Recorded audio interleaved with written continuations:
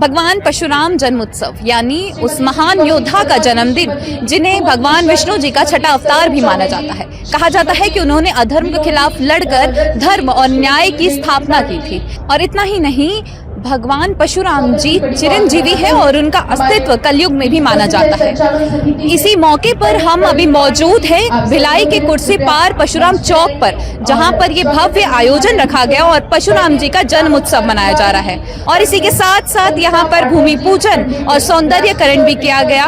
और इस जन्म उत्सव के जो आयोजक हैं वो पीयूष मिश्रा जी हैं, जिन्होंने ये आयोजन करवाया और उसमें मुख्य अतिथि के रूप में श्री 1008 राम बालकदास जी महाराज और प्रेम प्रकाश पांडे जी को बुलाया।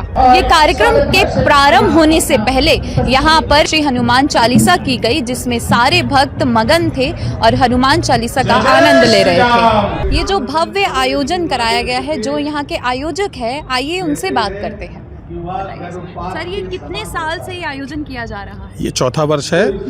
आज से 4 वर्ष पूर्व हम लोगों ने यहाँ परशुराम जी का एक परशु स्थापना किया था। कुछ लोगों के साथ यहाँ पहली बार जब परशुराम जन्मोत्सव का कार्यक्रम किया था, तो उसके बाद यहाँ पर धीरे धीरे चौक का निर्माण हुआ।